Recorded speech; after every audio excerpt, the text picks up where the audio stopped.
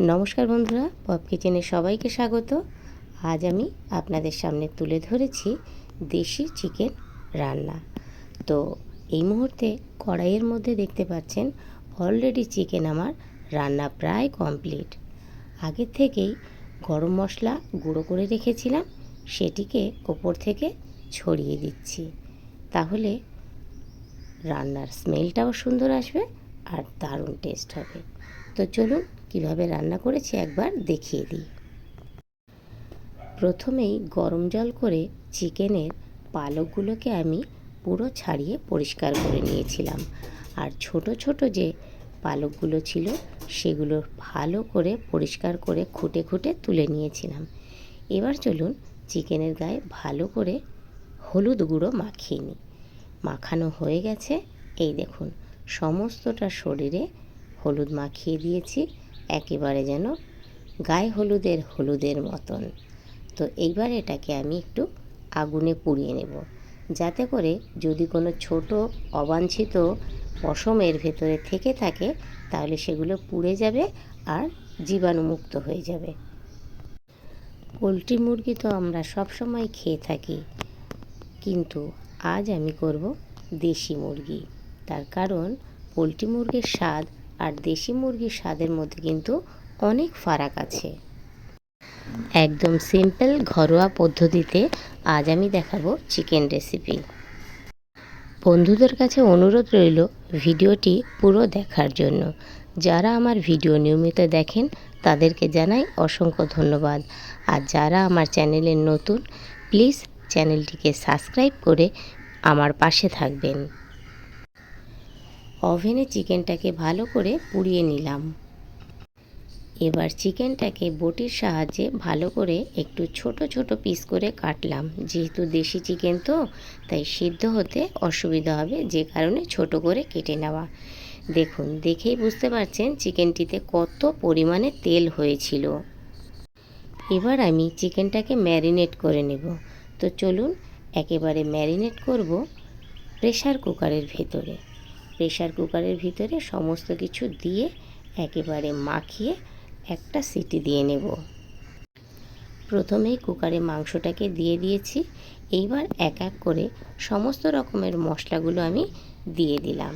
তারই সাথে ওপর থেকে আমি দিয়ে দিচ্ছি আগে থেকে কুচিয়ে রাখা পেঁয়াজ, আর তারই সাথে দিয়ে দেব ছোট ছোট করে কেটে রাখা কাঁচা লঙ্কা। এবার বলি, এখানে দিয়েছি শুকনো লঙ্কা বাটা, আদা রসুন বাটা, পেঁয়াজ বাটা, স্বাদ মতন লবণ এবং পরিমাণ মতন হলুদ গুঁড়ো, আর দেব একটা গোটা টমেটোকে টুকরো করে। তার সাথে এবার দিয়ে দিয়েছি অল্প পরিমাণে সরিষার তেল। যেহেতু এটা দেশি চিকেন আর এর গায়ে অনেক তেল রয়েছে, তাই তেলের পরিমাণটা আমি একটু কম দিলাম। এই দেখুন, ভালো করে মাখিয়ে আমি চিকেনটাকে ম্যারিনেট করে নিয়েছি। এবার চলুন রান্না শুরু করি। প্রথমে আমি কড়াই বসিয়ে দিয়েছি, তাতেও আমি দিয়েছি কিন্তু অল্প পরিমাণে সরিষার তেল। তেল গরম হয়ে যাওয়ার সাথে সাথে ওপরে দিয়ে দিলাম সাদা জিরে। জিরে ফুটে যাওয়ার সাথে সাথে দিয়ে দিয়েছি তেজপাতা আর গোটা গরম মশলা। এবার এর ভেতরে আমি দিয়ে দিলাম আগে থেকে কুচিয়ে রাখা পেঁয়াজ। পেঁয়াজগুলোকে আমি নাড়াচাড়া করে একেবারে লাল লাল করে ভেজে নেব।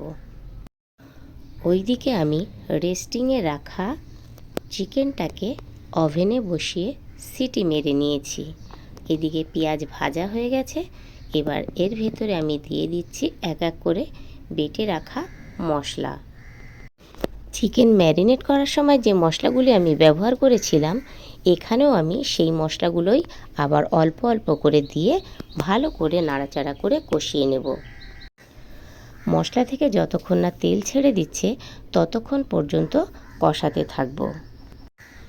এবার আমি এই মশলার উপর থেকে দিয়ে দিলাম হলুদ গুঁড়ো, টমেটো কুচি আর স্বাদ মতন একটু লবণ।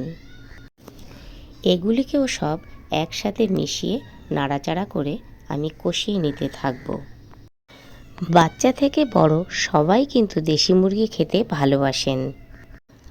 আর কেউ যদি অসুস্থ থাকেন তাহলেও কিন্তু তাকে দেশি মুরগির ঝোল কিংবা দেশি মুরগি দিয়ে স্যুপ করে খাওয়ানো হয়। এই দেখুন, কথা বলতে বলতে আমার মশলা থেকে কিন্তু তেল ছেড়ে দিয়েছে। এই রকম পর্যায়ে মশলার উপর থেকে হালকা একটু জল দিয়ে বারবার করে নাড়াচাড়া করে আরেকটু কষিয়ে নেব। বন্ধুরা, মনে রাখতে হবে মশলা যত ভালো কষানো হবে তত কিন্তু তরকারিতে টেস্ট আসবে। যেহেতু দেশি মুরগি, তাই এই মুরগিটার কিন্তু পাগুলো কালো।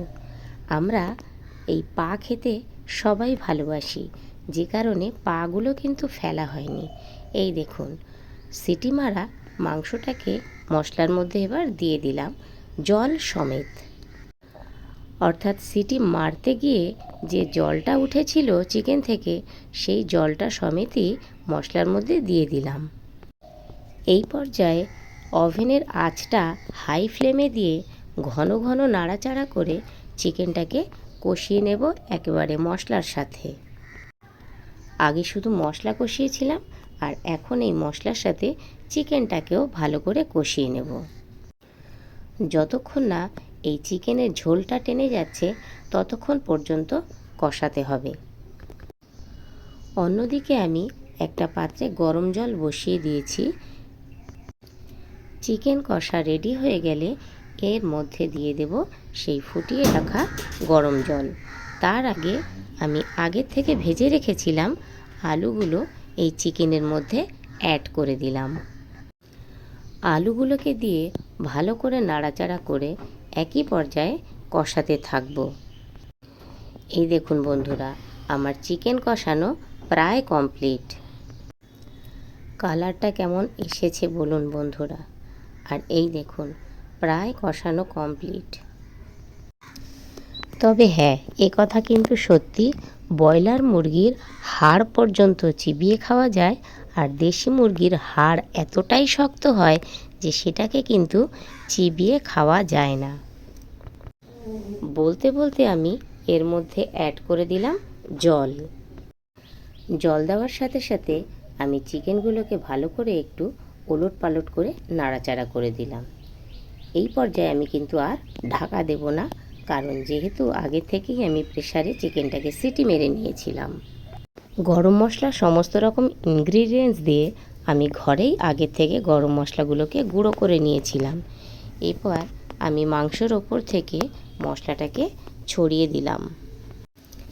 চিকেন রান্না কিন্তু আমার প্রায় কমপ্লিট। তো বন্ধুরা, রেসিপিটা আপনাদের কেমন লাগলো অবশ্যই কমেন্ট করে জানাবেন, আর ভালো লাগলে লাইক শেয়ার সাবস্ক্রাইব করতে কিন্তু ভুলবেন না। আর আমার প্রিয় বন্ধুদের কাছে অনুরোধ রইল, হাইপ অপশানটা অবশ্যই ট্যাপ করে দেবেন। এইভাবে গরম গরম দেশি চিকেনের ঝোল আর গরম গরম ভাত খেতে কে কে ভালোবাসেন অবশ্যই কমেন্ট করে জানাবেন। আজকের মতন এই পর্যন্ত। সবাই ভালো থাকবেন, সুস্থ থাকবেন, সাবধানে থাকবেন। আবার দেখা হবে অন্য কোনো দিন অন্য কোনো ভিডিওতে। টাটা।